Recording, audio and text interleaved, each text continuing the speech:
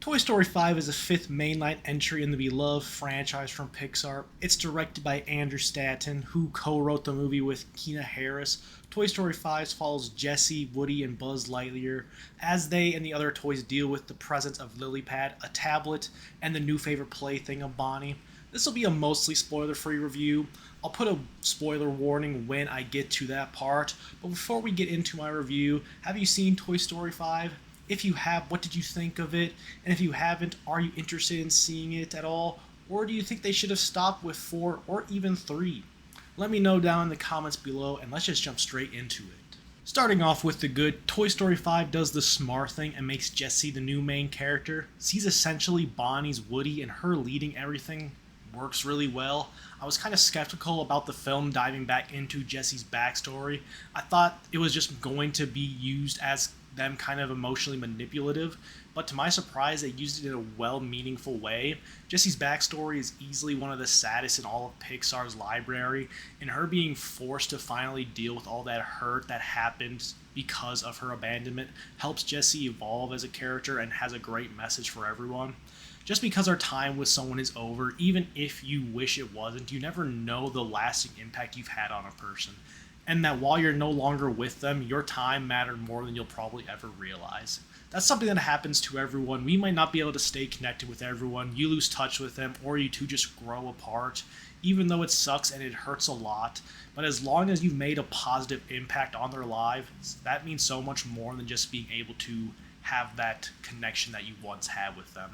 They could have overplayed their hand with bringing this full circle, leaned way too much into the backstory, and that would have been emotional manipulation to me, but they did just enough that it doesn't overstay its welcome, and that just makes the backstory that more impactful because of a lesson that's being learned for Jessie. Buzz and Woody are back finally as a real duo for the first time since the first Toy Story. In Toy Story 2, 3, and 4, they have scenes with them together interacting, and it's great, but for the majority of those movies, they're usually split up and doing their own separate plots, but here, we get them actively working towards the same goal, and they play off each other so well. Tom Hanks and Tim Allen always give these characters their all, and you can tell they're just having a blast coming back to these characters. While Buzz and Woody always bicker back and forth with each other, you never question their friendship and how much they care for each other. These two are probably the greatest duo of all time, and this movie just helps solidify that even more. There are a lot of new side characters who are introduced in this movie, and they're all pretty solid, like Smarty Pants, Atlas, and Snappy. They all play an important part in showing Jessie that even technology can care about a child, even if they don't have the same experience as regular toys. It helps Jessie realize that technology isn't inherently all bad and can want the best for their child.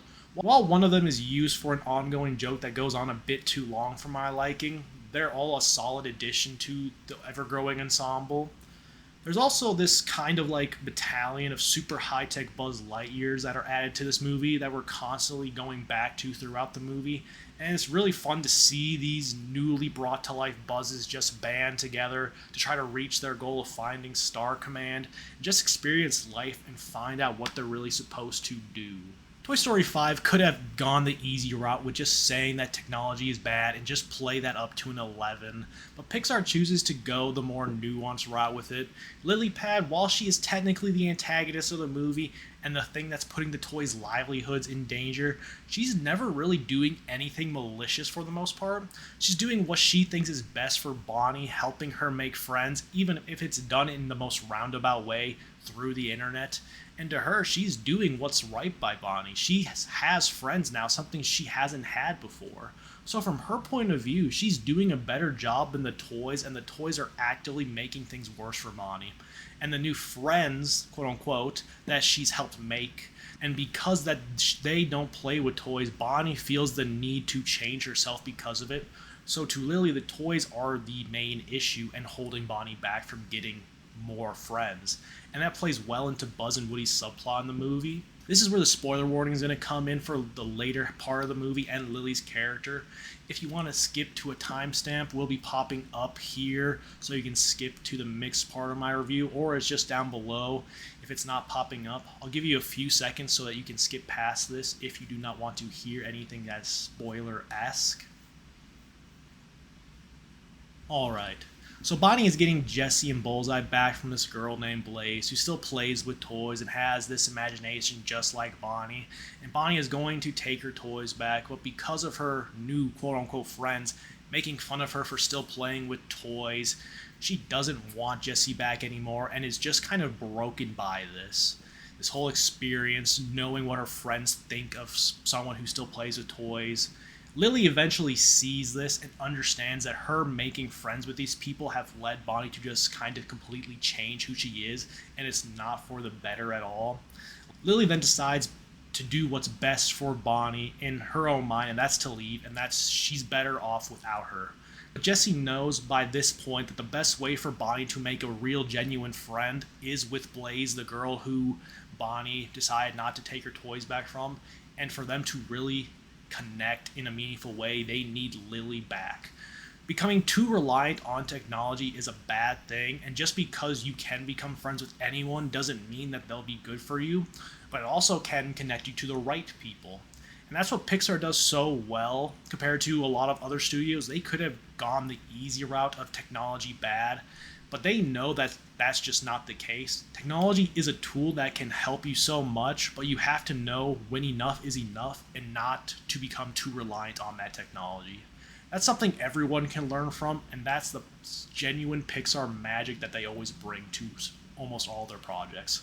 Something that's great to teach to children early on, but that's also can be very beneficial for anyone who's watching a Pixar movie. Moving on to the mixed, I think Toy Story 5 is just a bit too cluttered for its own good. Usually there's an A plot and a B plot happening in these movies. They're both working towards the same goal, and they usually intersect before the third act happens. Both are given the amount of time they need for you to start caring about each one and wanting them to both succeed, and they never feel like they're wasting your time. While that's still the same here, I just think two of them aren't given the amount of attention that they should have gotten. The first one being Buzz and Woody trying to hold down the fort while Jessie goes with Bonnie to help make the right friend, as she puts it. And when Jessie doesn't come back, Buzz and Woody have to go into overdrive. This whole subplot isn't worthless at all. I just wish we had more time to actually expand upon it. How does Buzz and Woody try to de-escalate the tension between Lily and the rest of the toys? How do they go about trying to get Bonnie away from it and going back to who she was before she got Lily, and the consequences of messing with something they truly don't understand? You get that a bit, but I think they could have really expanded upon it if this movie was either longer or only had an A plot and a B plot. But Toy Story 5 has a C plot as well, and it's actually a plot that starts off the whole movie. You have a cargo freight of super advanced Buzz Lightyear toys that are marooned on island, and they're all just trying to reach Star Command. I like everything that the Buzz Battalion do, and they're very essential to the film's climax, so if you were to get rid of them, you would have to essentially need to rewrite the entire ending. And I really enjoyed the ending, and what they do with the Buzz Battalion during and after the ending, so I don't wish the C-plot was just gone. Because of the C-plot and the movie only being about an hour and 50 minutes long, all the time we spend with the Buzz Battalion, it feels like those scenes could have been given to the Buzz and Woody subplot to give it more time to breathe and expand upon it better. I think the easiest way to let each of the three plots get a little more breathing room is simply make the movie longer.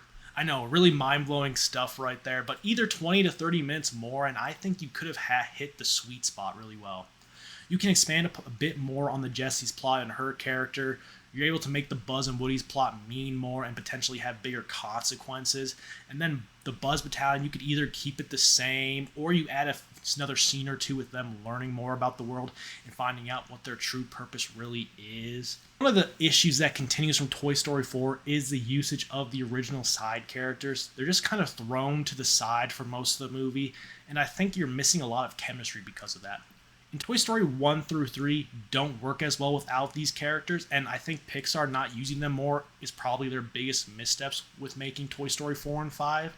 Mr. Potato Head, Rex, Ham, and Slinky Dog could have made Buzz and Woody's subplot a lot better with them being used, and then Lily having enough of all their shenanigans, getting them all locked up because they outnumber her.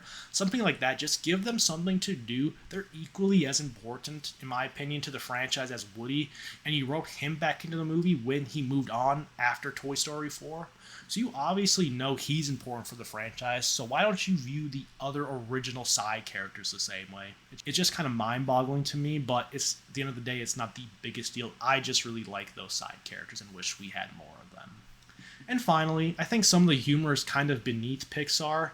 There's this whole character who's essentially a bathroom joke, and they do all the puns and whatnot with him a bit too much for my liking. I don't think you need to cut the character at all. He's pretty essential to Jessie's plot and character evolution.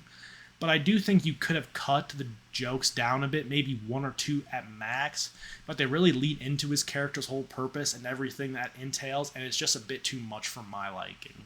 Toy Story 5 is a great return to form for the Toy Story franchise. I originally didn't think we needed a fifth movie, and when it came out what its story and antagonist was going to be, I thought it was just going to be very on the nose with no nuance to it at all. But to my surprise, it tells a timely story in a way that is very relatable to children and to adults as well, and very worth being shared in the very Pixar way.